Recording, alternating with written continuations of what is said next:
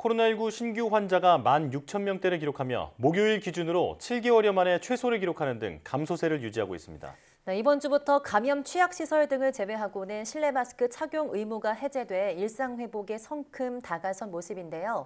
가천대 길병원 감염내과 엄종식 교수와 함께 관련 내용 이야기 나눠보겠습니다. 어서 오세요. 네, 안녕하십니까. 자, 코로나19 유행 감소세가 계속 이어지고 있는데요. 사실 설 연휴 영향이 우려되기도 했는데 큰 여파는 없었던 것 같습니다. 어떻게 보십니까? 네, 실제로 이제 설 연휴 기간 이후에도 이 지역별로 약간의 차이는 있지만 재생산 지수가 0.7 정도로 유지가 되면서 지속적으로 전체적인 확진 환자 규모도 줄고 있고 네. 위중증 환자도 이제 350명 전후로 많이 감소를 한 상황입니다. 사망자는 아직은 조금 더 나오고 있지만 전반적으로 봐서는 이 7차 유행의 마무리 단계가 아닌가 이렇게 생각을 하고 있습니다. 예. 네, 이게 유행 마무리 단계라고 하셨는데 또 면역 회피력과 전파력이 강한 BN.1이 우세종이 됐습니다. 이게 유행에 어떤 변수가 되지 않을까요?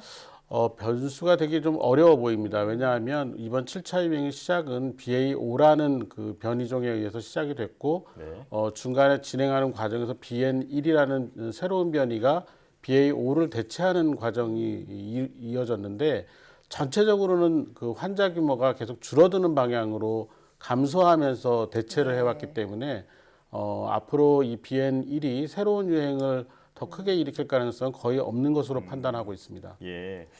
그런데 미국에서는 XBB 1.5라는 변이가 많이 확산하고 있는데 국내에는 아직은 이런 변이가 많이 발견되고 있지는 않습니다. 그렇다면 국내에서도 이런 XBB 1.5처럼 새로운 변이가 나타나서 유행을 주도할 가능성은 없을까요? 계속해서 있을 겁니다. 그런데 이제 언제 어떻게 나타나느냐가 문제인데 이번 7차 유행 과정에서도 상당히 많은 사람들이 새로운 오미크론 하이 변이에 의해서 감염되거나 재감염되면서 일정한 국민들의 표현이 이제 집단 면역이라는 표현을 쓰기가 조금 애매하긴 하지만 네. 전반적으로 면역이 상당히 올라가 있는 사람들이 많이 분포하게 되어 있는 그런 상황이 됐습니다. 그래서 이 전체적인 면역이 감소하는 시기 빠르면 한 3월 말이나 4월 초 이후에 그 당시에 이제 새로운 변이가 어떤 것이 들어오느냐에 따라서 새로운 유행의 규모나 또는 시작이 결정될 것 같습니다. 예. 또 이번 주부터 이제 실내 마스크 착용이 의무에서 권고로 완화가 됐습니다. 교수님께서는 뭐 병원에 계셔서 계속 마스크를 쓰고 계실 것 같은데요. 이런 실내 마스크 완화 조치가 코로나19 확산에 영향을 어떻게 미칠 걸로 보십니까? 이번 2월 달이 이런 마스크 의무 해제에 의한 영향도 보고 또 이 어린이들이나 학생들이 개학을 하면서 이 만남이 잦아지는 그런 예. 영향도 봐야 되는 그런 시기입니다. 그래서 2월에 이 전체적인 유행의 규모가 다시 커지거나 정체되지 않는 상황이 된다면은 새로운 시도 또 새로운 변화를 추가할 수 있는 아주 중요한 기간이 될 것 같습니다. 예.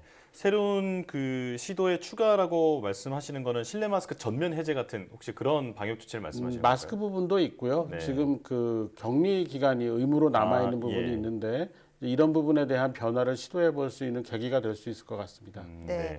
자, 그렇다면 실내 마스크 전면 해제가 가능한 시점은 혹시 어느 정도로 예상하십니까?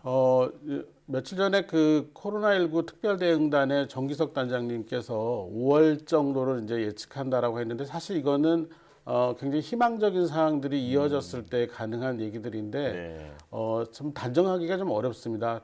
특히 이제 고위험군에 해당하는 분들은 이 코로나19에 의한 영향을 지속적으로 받을 가능성이 높습니다. 그게 바로 이제 엔데믹이 된다라는 표현을 쓰고 있는 것인데 네. 이 엔데믹이 된다는 것은 언제나 일정하게 우리에게 위협이 된다라는 의미이기 때문에 이 고위험군에서의 마스크 착용은 유행 양상에 따라서 좀 차이가 날 수는 있지만 가급적 권고하는 수준으로 남아있을 가능성이 높다고 보고 있고 네. 그렇지 않은 연령층, 그러니까 위중증 환자 발생이나 사망자가 거의 없는 연령층, 뭐 예를 들면 어린이 청소년 그리고 20대, 30대 정도가 되겠죠. 네. 이런 연령층에서는 연령에 따른 구분으로 인해서 마스크를 해제할 가능성은 있다고 보고 있습니다. 예.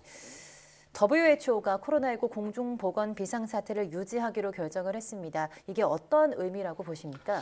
아직까지는 코로나19의 그 유행 양상이 전 세계적인 그 유행이 멈추지 않았다라는 걸 의미하고 지역에 따른 많은 차이가 있지만 실제로 이 비상 상황을 중단하기에는 아직도 불안 요인이 많다라는 점입니다. 첫 번째는 이제 새로운 변이 바이러스가 계속해서 나올 가능성이 높다라는 점이고, 또는 지역에 따라서 또 한 가지 이제 지역에 따라서 네. 크고 작은 유행이 반복될 가능성이 여전히 남아 있기 때문에 이번에는 아마 그 비상 선언을 사태 선언을 해제하지 못한 걸로 이해를 하고 있습니다. 예.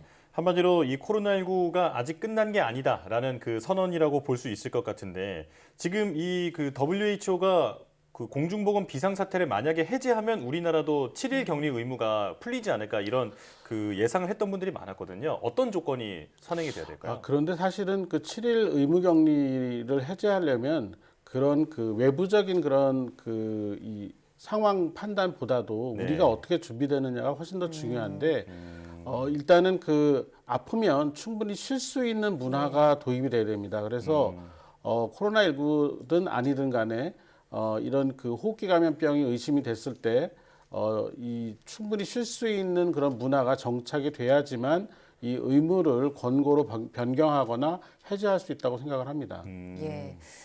또 지금 코로나19 유행 감소세가 이어지고 있지만 봄철 대유행 우려도 나오고 있습니다. 어떤 생각이십니까? 일단은 3월이 되면서 이제 본격적으로 그 어린이 청소년들, 또 학생들과 같은 젊은 층들의 개학과 또 여러 가지 사회적인 새로운 활동들이 시작되는 시기에 어떻게 변화하느냐도 중요하겠고요. 그리고 지금 이제 마스크 의무 해제를 한 상태에서 2월 달에 유행 양상이 중요할 것 같습니다.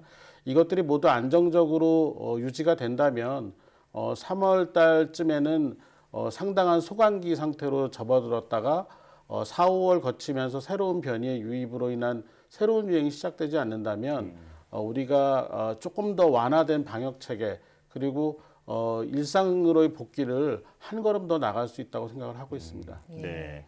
자, 아직 끝나지 않았다는 생각으로 앞으로도 면밀하게 계속 대응해 나가야 할 것 같습니다. 자, 코로나19 브리핑 가천대 길병원 감염내과 엄중식 교수와 함께했습니다. 고맙습니다.